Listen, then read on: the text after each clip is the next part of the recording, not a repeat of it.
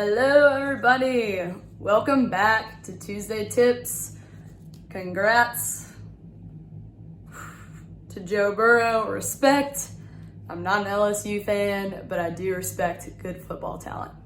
So we're gonna bring back the game Shit or Fit. Hopefully this will help you guys rule out the shit and then the facts that you should hold on to when focusing on your fitness goals. I gathered these questions over the past 4 weeks to see what people were asking and what commonly came up. So hopefully this will rule out some stuff for you guys. First question. To get results the fastest, I need to be on a macronutrient restrictive diet like keto, paleo, or a juice cleanse. Shit or fit? One shit. So for the body to perform in its optimal state, first of all, the body is trying to reach homeostasis. So it's trying to be equal and operate at its best. So in order to do that, it needs 3 macronutrients to have the highest metabolism. So you need a diet balanced with carbohydrates, fats, and protein. Without it, or too much of it, good example, the carnivore diet, you're getting a lot of protein to the point where it could almost like alter and inhibit your digestive system. So really you just need to give your body a good balance of the 3 macronutrients. And in order to get results from it, you have to understand how much of what you need. Cool. All right, next question. To get results the fastest, cardio needs to be the #1 priority in my workouts. Shit or fit? Shit. This one's shit. Okay, so this is probably my favorite one because back in the day, I was one of these cardio bunnies, I'd like to say. But okay, so this one's totally shit. I've talked about it before. If you guys have seen my videos, I've preached on a high protein diet, let alone besides that, you need to be in a caloric deficit. So if you're taking in too many calories, it's going to be stored as fat. It's not going to be used as energy. So in order to get results the fastest, you need to be in a caloric deficit and you need to have some form of resistance training in order to give the body better muscle health for faster energy release. So a faster metabolism, in a shorter way to say that. So you need to focus on the caloric deficit. You need to focus on resistance training tied in with high protein for muscle health and metabolism. And then the cardio, again, like it's not gonna be bad if you do cardio. It just shouldn't be the first thing in your list of priorities. So cardio, you're just gonna burn some extra calories. It's gonna give you that extra padding you need if you do go over your calories. And that is the one advantage of cardio besides heart health. So you're padding on negative calories on top of your caloric deficit. Cool. All right. Oh, this one's good. Sleep, water, stress management, and adding in lighter recovery-based workouts will improve weight loss results. Shit or fit? This one is fit. It's backwards. So this is a thing. Again, there's 2 different sides of it. There's burnout and there's hormones. So if you go to the gym 7 times a week, so every single day, and you max out all your energy, so say you work out for 2 to 3 hours and you're not eating and you're just exhausting your system, that is just going to lead to burnout and then a program that will not continue because you're going to be exhausted and your body won't be able to see any progressions there. The other side of it is hormone based. So there is a hormone in our body, both male and female, called cortisol. And this basically has a lot of effects with weight gain, believe it or not. So there's a couple things that the body does when cortisol is released. Basically, what happens is it inhibits glucose, so your body has no place to apparently put this energy source, therefore it's stored as fat. And this happens when there's a high stress environment and the body produces almost like adrenaline, so fight or flight. Pretty cool stuff. So taking that into account, our society is super go, go, go. If you don't put this into your workout programming, and by this I mean rest and recovery, and you push your sleep to a level that doesn't feel natural to you. For example, I feel best if I sleep for 8 to 10 hours, and that's a lot. And some people might be like, wow, what the fuck? You are a slack ass. Why are you sleeping that much? I see it as, I know that my workouts are not going to be as good. I'm going to have a headache the rest of the day, and I'm going to feel like trash. Therefore, my body is in a stressed environment, and it's not going to work at its optimal level. Some people might only need 4 to 6 hours. Everybody's a little bit different. But if you don't listen to your body, and if you don't program in these rest days, then you will reach a point where you're stressed, and the body will hold on to that stress as fat. And it's usually in the midsection. Shocker. Okay, so we got 2 more.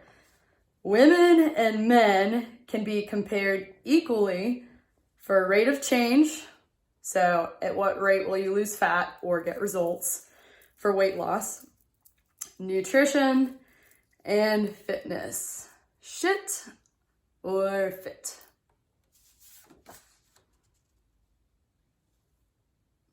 Shit. So this one's shit. So women and men are completely different beings, of course, emotionally, but also the main difference here is hormones. So there's so many differences here. Most easy comparison would be the amount of testosterone a male has versus a female. So if a male starts strength training 4 weeks in, they're probably gonna get more aesthetic results than a female just because testosterone improves muscle health and builds muscle. Whereas women, because we have a lower amount, our results will not come as quickly as guys. Also, that has to do with strength ratios. So maybe a guy could lift, he can max out at 240 pounds for his front squat. A female might be 1/3 of that, or no, that's not the right ratio. But the difference is here, I wish I knew the right ratio for you guys. But the difference is here, it comes down to hormones and the amount of testosterone males have versus females have. Another difference comes down to our cycle, which everyone loves to hear about. We fatigue at different rates, so our fatigue and energy levels play with our menstrual cycle. So if we're trying to do our sprints and test our sprint, say a 400-meter sprint, which would suck, on our period, our body is going to be more fatigued than it would be at a different time in our cycle. So we have to time these things to almost to where our body is at its optimal level. And guys don't have to deal with that. They can do a 400-meter sprint and be fine all 4 weeks within the month, whereas we have to be just a little extra there. So, as far as we talked about testosterone, we talked about just kind of differences with lifting. And then I would say the third difference to know is just like I mentioned before, rate of change and how quickly women respond to a weight loss program versus a male. Because they have more testosterone, their body is able to metabolize quicker than ours, which sucks. So if you do have a male in your life who you love so much and they are also starting the same weight loss goal as you 2020, and you guys both started 14 days ago, and they've done everything the same as you, they've done running intervals, they have eaten all their protein for the day, they are eating in a caloric deficit, And then on top of that, they're doing their strength training routine for optimal muscle health. This is not fair, and this is not necessarily black and white because everybody responds a little different. But because of testosterone, the male next to you is going to get results quicker than the female. But that doesn't mean males are better than females. So just, tell them to suck it and stay the course and just, maybe sneak some sort of chocolate into their protein shake, just like Mean Girls. But yes, there are differences there. Okay, last one. I had to reread it. Making adjustments to my workouts and or nutrition program is necessary to progress and get results. Shit or fit?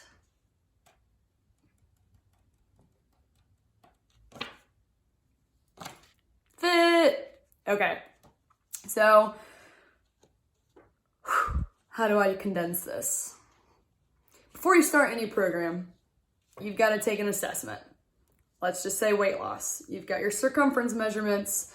You've got your body fat percentage. Cool. You're 4 weeks into your program. Awesome. And at the end of those 4 weeks, you are going to assess again to judge where you are with getting to your goal. So, with that being said, you've got some form of tracking with your progress. But with adjustments, this is key because again, you need to listen to your body and you need to see how your body responds to this program. Adjustments are going to force change. Yes, you've already put your body in a stressful position for weight loss with adjusting your calories and with putting your body through strength training. But what I mean by this is adjustments in the sense of progression. So if you are set up for your assessments before and after for your 4 weeks and you realize that your body is telling you that it is shaky or you have a headache or you went into your overhead press and usually you feel good with your overhead press but it just felt really weak and you're like, okay, well, that's weird, and you take note of it mentally. And then say 2 days later, same symptoms, shaky headache, you're trying to do lunges and you feel like your lunges are weaker than normal and you're like, okay, it's been 2 days now. It's always smart to make adjustments when you feel like your body is telling you there's something wrong. So those are the signs where you're under eating and you need to go to your coach or look at your calories and be honest with yourself and ask, am I in the optimal position for weight loss and my health? So in that instance, I would say no, because your body is too depleted of calories and it's not going to be running at its optimal level. So again, the goal here for your body and all the systems working together is homeostasis. So if you're depleting it of calories, it's just not going to run as efficiently and your metabolism is going to slow. Second example of adjustments, easy way to put it, would be progressions.